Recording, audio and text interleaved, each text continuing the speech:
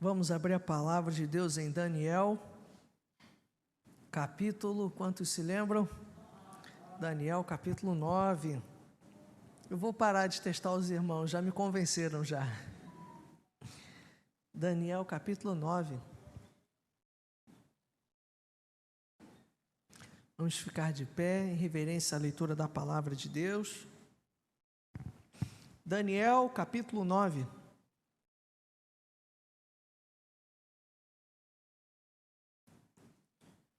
No primeiro ano do reinado de Dário, filho de Assuero, da linhagem dos Medos, que foi constituído rei sobre os caldeus, no primeiro ano do seu reinado, eu, Daniel, entendi pelos livros que, de acordo com o que o Senhor havia falado ao profeta Jeremias, a desolação de Jerusalém iria durar 70 anos. Voltei o rosto ao Senhor Deus, para o buscar com oração e súplicas, com jejum, vestido de pano, de saco e sentado na cinza. Orei ao Senhor meu Deus e fiz a seguinte confissão: Ah, Senhor, Deus grande e temível, que guardas a aliança e a misericórdia para com os que te amam e guardam os teus mandamentos. Nós temos pecado e cometido iniquidades, procedemos mal e fomos rebeldes, afastando-nos dos teus mandamentos e dos teus juízos. Não demos ouvidos aos teus servos, os profetas, que em teu nome falaram aos nossos reis, aos nossos príncipes, aos nossos pais e a todo o povo da terra. A ti, ó Senhor, pertence a justiça, mas a nós cabe o corar de vergonha, como hoje se vê. A saber, aos homens de Judá, aos moradores de Jerusalém, a todo Israel, tanto de perto como de longe, em todas as terras para onde os expulsaste, por causa das transgressões que cometeram contra ti. Ó Senhor, a nós pertence o corar de vergonha, aos nossos reis, aos nossos príncipes e aos nossos pais, porque temos pecado contra ti. Ao Senhor nosso Deus pertence a misericórdia e o perdão, pois nos rebelamos contra Ele. Não obedecemos à voz do Senhor nosso Deus, para andarmos nas suas leis, que nos deu por meio dos seus servos os profetas. Sim, todo Israel transgrediu a tua lei e se desviou, deixando de ouvir a tua voz. Por isso, as maldições que estão escritas na lei de Moisés, servo de Deus, e que foram confirmadas com juramento, se derramaram sobre nós, porque pecamos contra ti. Ele confirmou a sua palavra, que falou contra nós e contra os nossos juízes, que nos julgavam, e fez vir sobre nós um grande mal. Nunca antes, debaixo do céu, havia acontecido algo como que aconteceu com Jerusalém. Como está escrito na lei de Moisés, todo este mal nos sobreveio. Mas mesmo assim, não temos implorado o favor do Senhor nosso Deus, para nos convertermos das nossas iniquidades e nos aplicarmos à tua verdade. O Senhor tinha preparado esse mal e o fez cair sobre nós, pois o Senhor nosso Deus é justo em tudo o que faz, e nós não obedecemos à sua voz. Ó Senhor, nosso Deus, que tiraste o teu povo da terra do Egito com mão poderosa e adquiriste a fama que tens até o dia de hoje, nós temos pecado e cometido iniquidade. Ó Senhor, segundo todas as tuas justiças, afasta a tua ira e o teu furor da tua cidade de Jerusalém, do teu santo monte, porque por causa dos nossos pecados e por causa das iniquidades de nossos pais, Jerusalém e o teu povo se tornaram objeto de deboche para todos os que estão ao redor de nós. E agora, ó nosso Deus, ouve a oração e as súplicas do teu servo. Por amor do Senhor, faze resplandecer o teu rosto sobre o teu santuário, que está abandonado. Inclina, ó Deus meu, os ouvidos e ouve. Abre os olhos e olha para a nossa desolação e para a cidade que é chamada pelo teu nome. Lançamos as nossas súplicas diante de ti. não porque confiamos em nossas justiças, mas porque confiamos em tuas muitas misericórdias. Ó Senhor, ouve. Ó Senhor, perdoa. Ó Senhor, atende-nos e age. Não te demores, por amor de ti mesmo, ó meu Deus, porque a tua cidade e o teu povo são chamados pelo teu nome.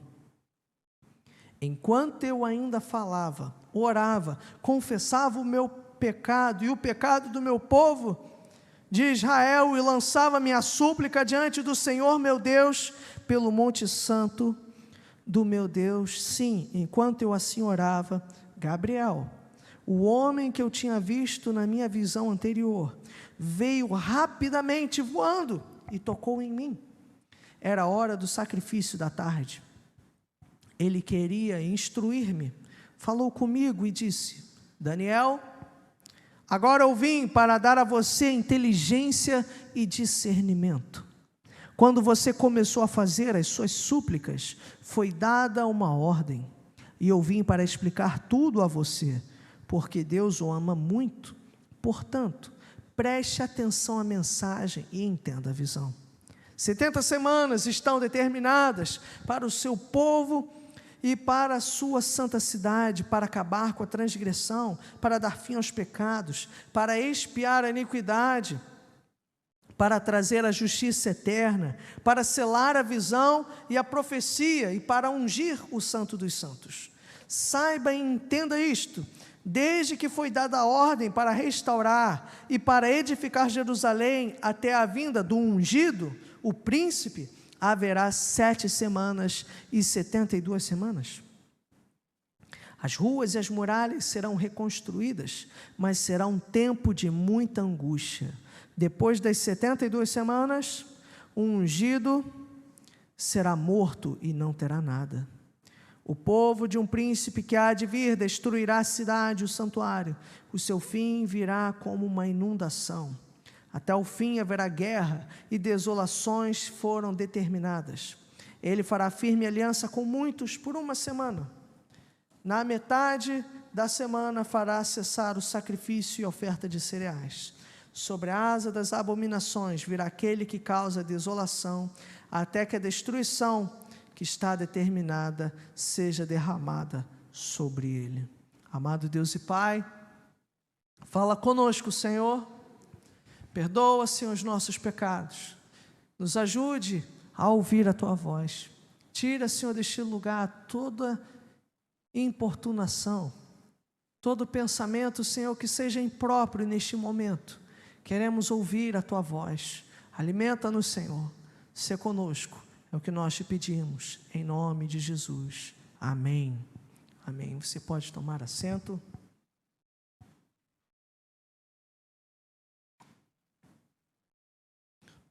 Em 2016, nós tivemos mais um impeachment aqui no Brasil, a ex-presidente Dilma Rousseff, e um fato que para muitos chegou a ser até motivo de risada, foi que um dos deputados que chegou e soltou uma bomba de confete, celebrando o impeachment, na semana seguinte a Polícia Federal estava na casa dele para prendê-lo, porque ele também havia cometido crimes ali dentro com base na Operação Lava Jato.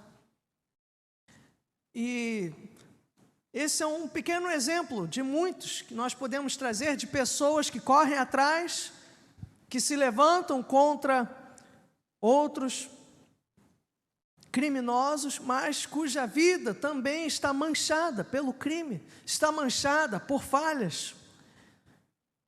E é interessante porque ao longo do livro de Daniel, se você tem acompanhado, nós presenciamos Daniel sendo usado, Deus revelando a Daniel que o nosso Deus, Ele há de julgar os reinos, Ele há de julgar as nações, Ele já tem julgado os povos, tem julgado os reis. Só que chegou o momento do próprio povo de Israel ser julgado. Assim como aquele rapaz, ele se alegrou, mas a própria vida dele estava ilícita. Da mesma forma, o povo de Israel, embora Deus julgue as nações, isso não significa que ele não julgaria, que ele estivesse, talvez, como é que eu posso dizer, desatento ao povo de Deus, muito pelo contrário. Do verso 1 ao verso 3 nós vemos, se você fechou a sua Bíblia, acompanhe comigo. Nós vemos a vida de Daniel, a vida de comunhão que ele tinha com Deus através da palavra, através da oração.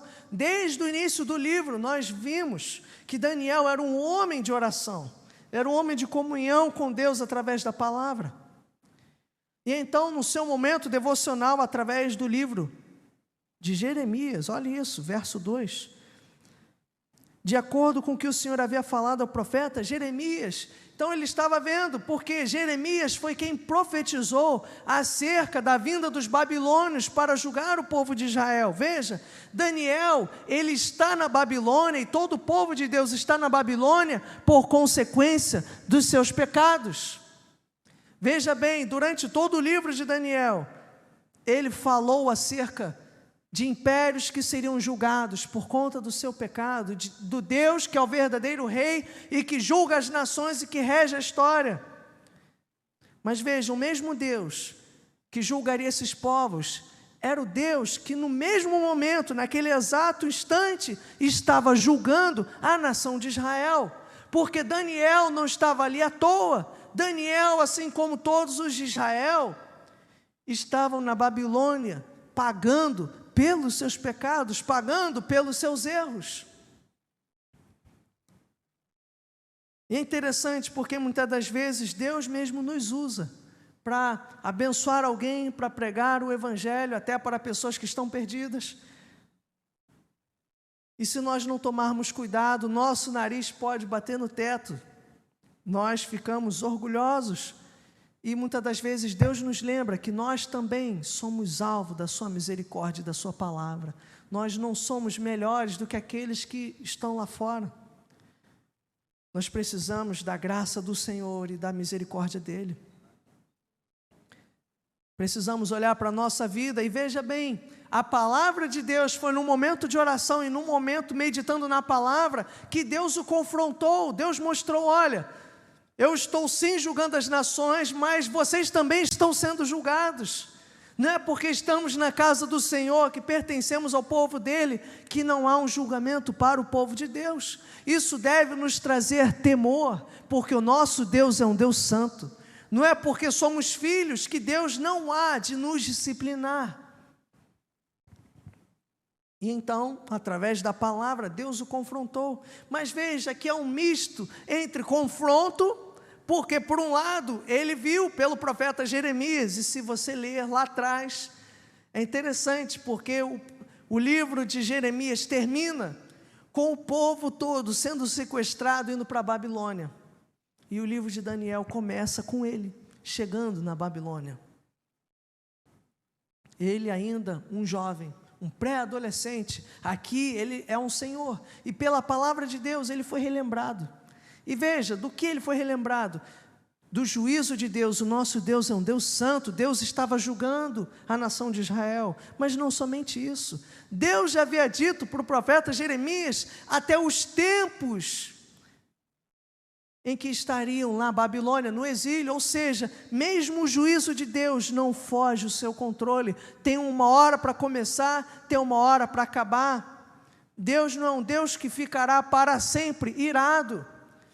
E aqui, por um lado vem o juízo, mas por outro lado vem a parte do consolo, porque isso consolava ele voltaria a ver a nação de Israel.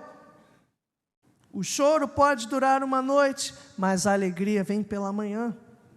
Ele se apegou à palavra. Deus estava julgando sim, mas o julgamento vai acabar. Deus vai trazer o consolo, Deus vai trazer a bênção de volta. E ele viu que o motivo, a razão por estarem pagando esse preço era o pecado.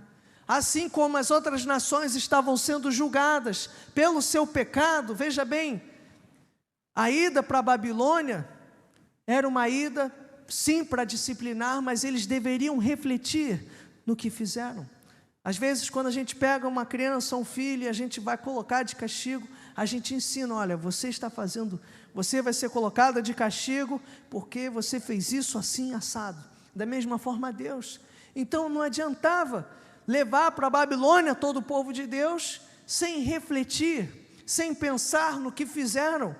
E o que foi, talvez você esteja pensando, o que foi que o povo de Deus fez para serem levados como escravos para a Babilônia? Se você ler o livro de Jeremias, nós veremos. Eles chegaram a sacrificar almas humanas para deuses pagãos. Haviam prostitutos dentro do templo. Eles faziam abominações, coisas que Deus não mandou, que Deus abomina. Deus é a favor da vida. E alguns chegaram a sacrificar seus bebês, seus filhos, em prol de outros deuses. Isso eram os costumes dos povos pagãos vizinhos. E por conta disso, Deus se irou. Eles tinham um templo, mas eles não tinham o Deus da palavra. Eles haviam se esquecido da palavra de Deus.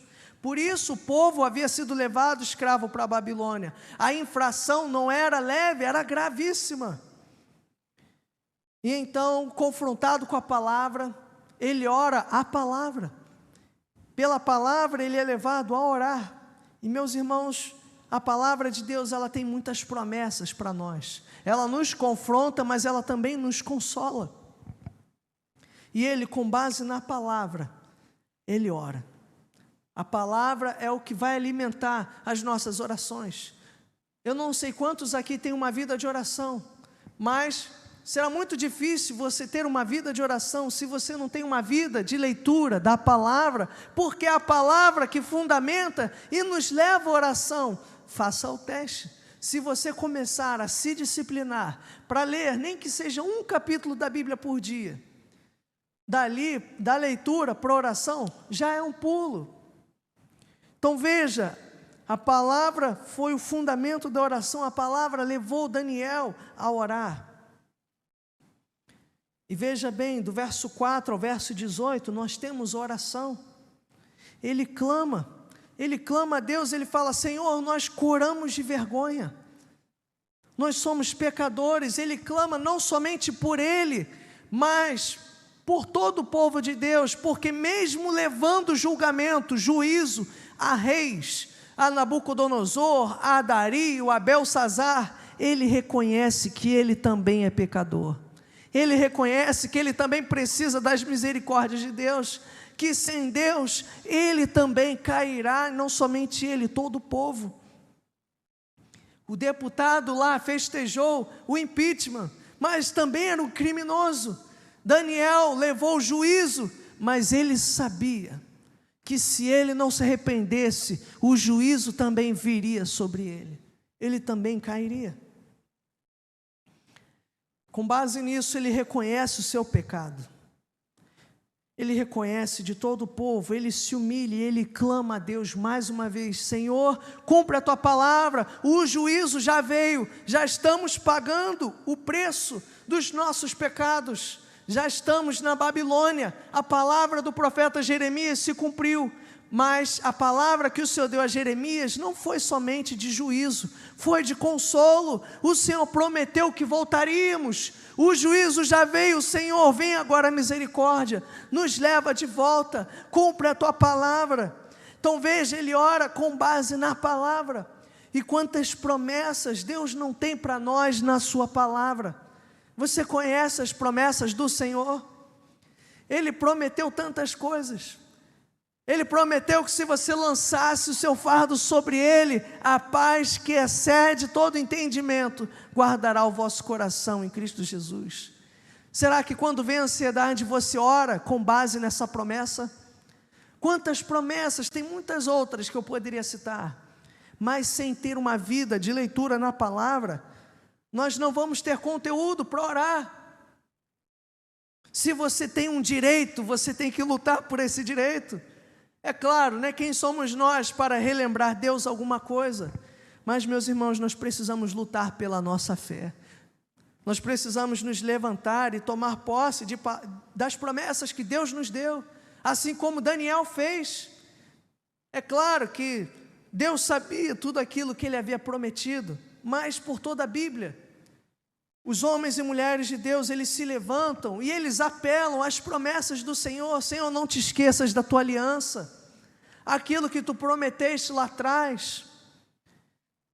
E ele aqui está clamando: Senhor, lembra-te, lembra-te, não somente do juízo, mas que duraria um tempo, 70 semanas. E veja bem, aqui não é um tempo exato, né? Da mesma forma como Jesus disse, quando perguntaram a Jesus: quantas vezes deveríamos perdoar os nossos inimigos?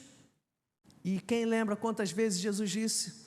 70 vezes 7, ou seja, é 490 vezes, é literal, 70 vezes 7, o que Jesus quis dizer? É sempre, é uma medida completa. Da mesma forma, 70 semanas, não é exatamente a medida humana de tempo, mas é um tempo completo, perfeito, e que no momento certo Deus traria o povo a Israel.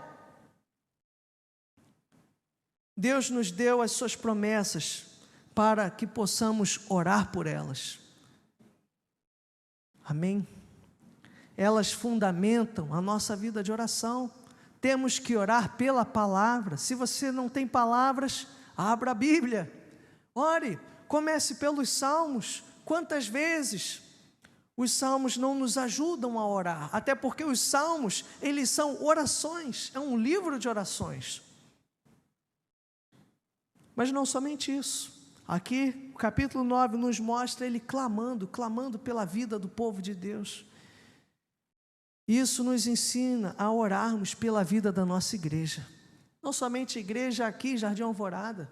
Temos que orar pela vida sim da nossa igreja. A nossa igreja não é uma igreja perfeita, somos vasos de barro. A igreja aqui é perfeita, sabe que horas? 6 da manhã. Não tem ninguém aqui, nem os cachorros do Fabinho. Mas quando chega o primeiro aqui, a igreja já ficou imperfeita. Já começou a ter problema. Temos que orar. Temos que orar, não é ignorando as nossas falhas, as nossas limitações, mas é orando: Senhor, aviva a tua igreja, cura os enfermos, levanta os desanimados, converte, Senhor, aqueles jovens ou adolescentes que estão longe do teu evangelho, restaura casamentos. Precisamos orar pela nossa igreja sim, mas orar pela igreja no Brasil, orar pelo povo de Deus na nossa nação, que tem se vendido, que tem se corrompido, pastoras que mandam matar marido, outros que roubam, outros que dão mau testemunho no evangelho. Meus irmãos, precisamos clamar pelo povo de Deus na nossa nação, assim como Daniel fez. E eu não sei quantos se lembram, mas nós meditamos meses atrás no livro de Neemias, e no livro de Neemias, também no capítulo 9, eles se levantam para clamar e pedir perdão por todo o povo de Deus. Muitas das vezes paramos só para pedir, mas nós não paramos para pensar no nosso pecado. Às vezes a gente dá, de uma forma genérica: Senhor, perdoa meus pecados, amém. Mas a gente não para refletir nome a nome as nossas transgressões. A gente não para realmente diante de Deus para pedir perdão. Se a gente falha com o nosso parente ou com a nossa esposa, é interessante que quem é da nossa família quer ouvir o perdão de forma específica. Não, me diz exatamente o que você errou. Não, eu sei que eu sou falho. Não, que você é falho eu sei, mas no que você errou comigo, eu quero ver se você entendeu. Não porque a pessoa não vai perdoar, mas para que possa visualizar o arrependimento. Porque às vezes a gente fala de uma forma genérica, a gente nem compreendeu os insultos que cometemos, os crimes que cometemos contra Deus. E veja, aqui ele enumera, ele fala: precisamos dobrar os nossos joelhos e pensar, sem pressa. Faremos isso hoje, de forma breve, mas em casa, faça isso, dobre os seus joelhos e peça perdão a Deus. Mas um momento íntimo, eu não vou dizer do que você tem que pedir perdão, mas deixe que o Espírito Santo traga a mente, deixe que Ele quebrante o seu coração, deixe que Ele lhe mostre as áreas que às vezes a gente nem se tocou e que nós estamos falhando contra Deus, contra a sua palavra, às vezes contra a nossa esposa, às vezes contra os nossos filhos, contra o nosso patrão, contra o nosso próximo na igreja. Precisamos deixar que o Espírito Santo sonde a nossa vida.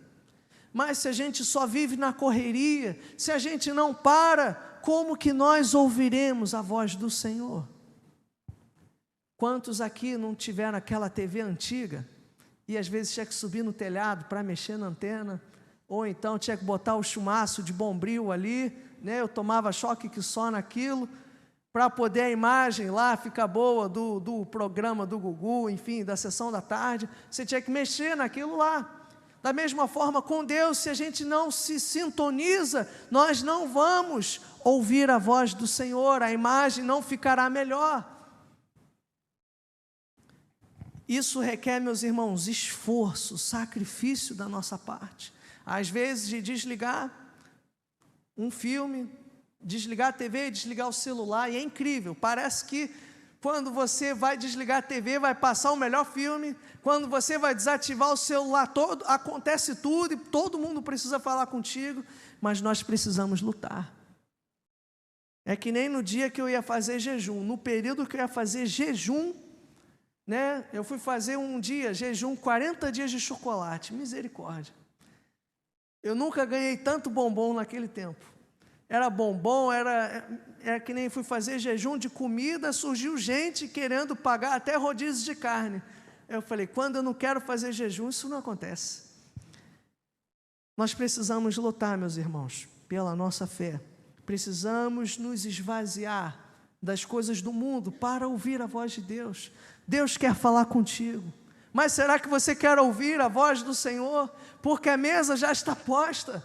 É o que a palavra de Deus nos diz, todos os dias Ele põe uma mesa aos seus filhos, Ele tem algo novo para você nessa noite, mas não somente hoje, amanhã de manhã Ele já tem algo novo para a sua vida. Nós é que não queremos dessa renovação, precisamos dobrar os nossos joelhos e orar, e pedir perdão. E é interessante, porque esse Deus é um Deus que responde. Veja bem, do verso 20 em diante, temos a segunda parte. Enquanto eu ainda falava, orava, confessava o meu pecado e o pecado do povo de Israel e lançava minha súplica diante do Senhor, Gabriel, o anjo, o homem que eu tinha visto na minha visão, veio rapidamente. Deus enviou o anjo de Deus, enviou o anjo dele. Enquanto ele ainda orava, Deus já trouxe a resposta. Você crê que enquanto você orar, Deus pode trazer a resposta? Meus irmãos, a oração não são palavras ao vento. Nós não somos papagaios virados para a parede, não. Nós falamos com Deus vivo, com Deus que ouve, um Deus que age diante da sua oração. Deus só não age diante do crente que não ora. O crente que não ora nem precisa ter fé, porque não verá nada mesmo. Mas aquele que ora, pode ter certeza, Deus responde e Deus age. Deus move céus e terra diante das orações do seu povo. Ele nem havia terminado de falar, já chegou o anjo. Podemos não ver uns anjos, mas isso não significa que Deus não está agindo.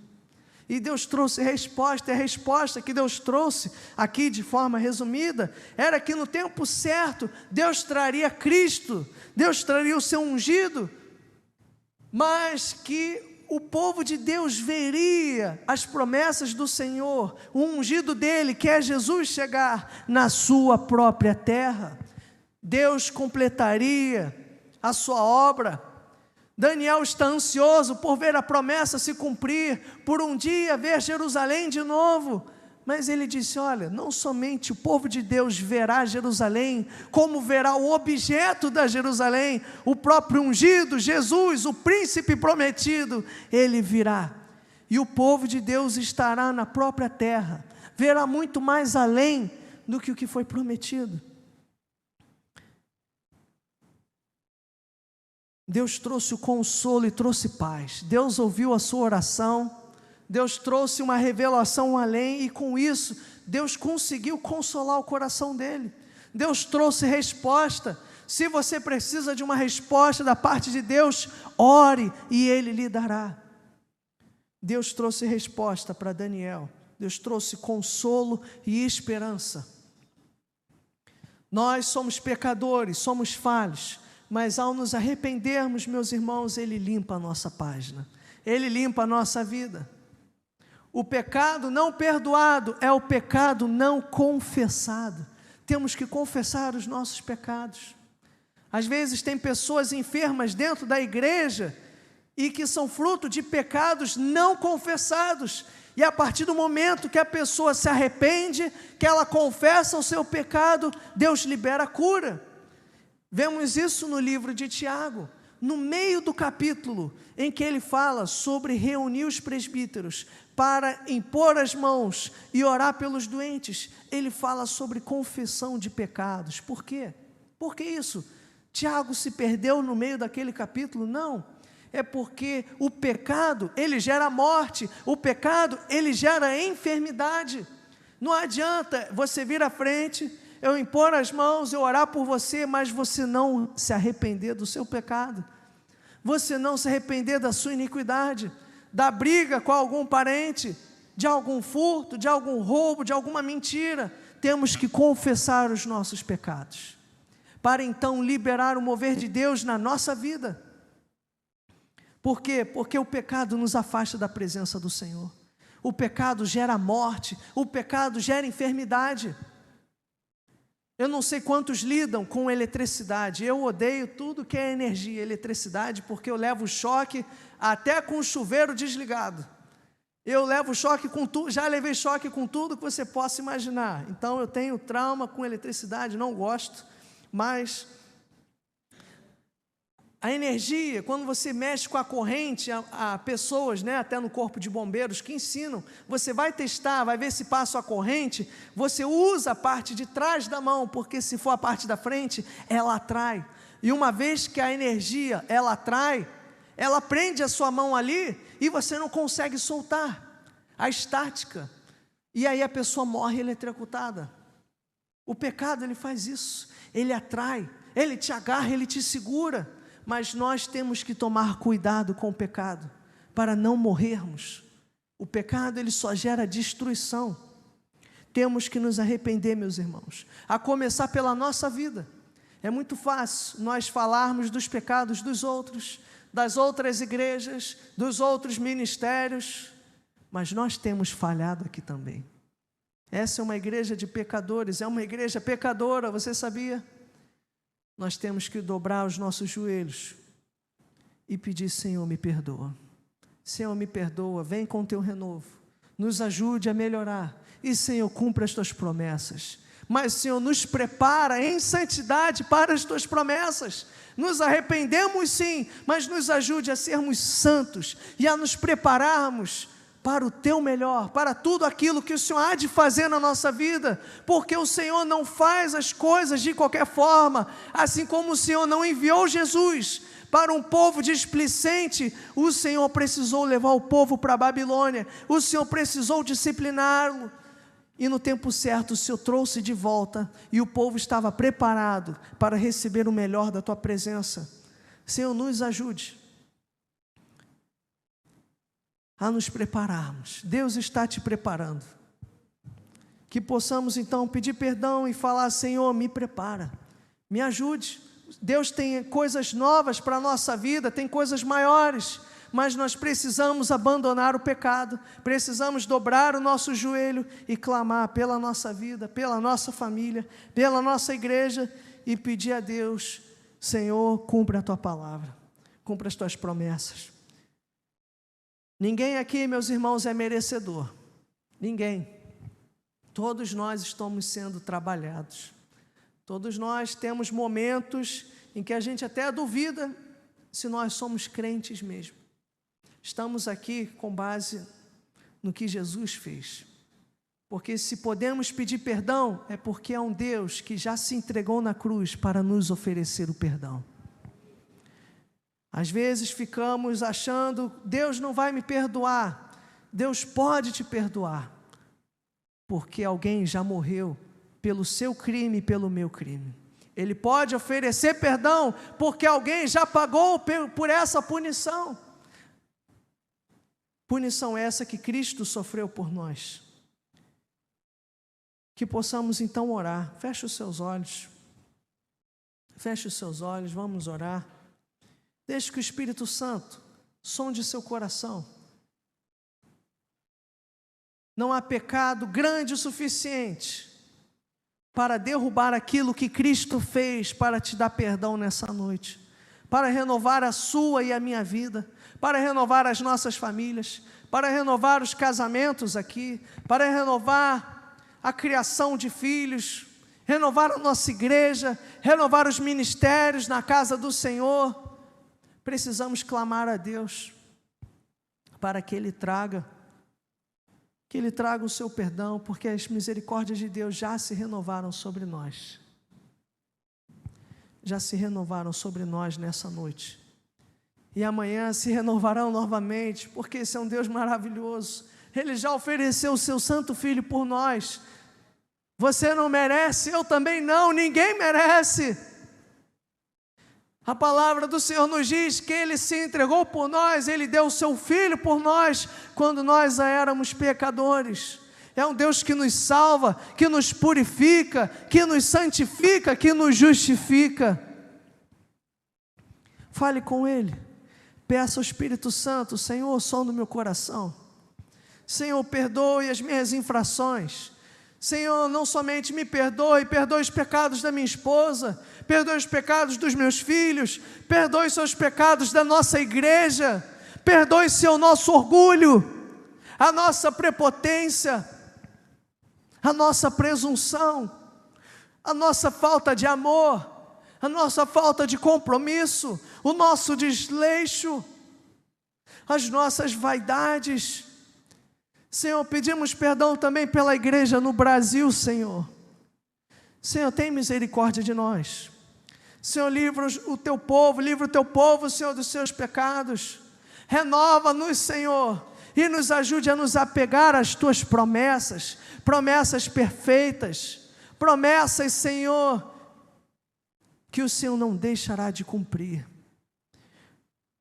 Nos ajude, Senhor, a termos uma vida de oração e uma vida de palavra, assim como Daniel teve, e a nos apegarmos diariamente às tuas promessas, e a orarmos com base nelas, Senhor, que elas possam alimentar e fortalecer a nossa vida, Senhor, de oração, e a nossa vida de comunhão com a tua palavra. Senhor, precisamos de Ti. Obrigado, porque o Senhor é um Deus que responde às orações. Senhor, trata do nosso coração, santifica a nossa alma, santifica a nossa vida, Senhor, porque tudo isso tem um propósito. O Senhor está nos preparando, Senhor, para herdar as tuas promessas, para servir o teu reino, para a volta do teu Filho Jesus. Senhor, nos ajude a contemplar a tua face e a perseverarmos na tua presença. É o que nós te pedimos e já te agradecemos em nome de Jesus. Amém. Louvado seja o Senhor.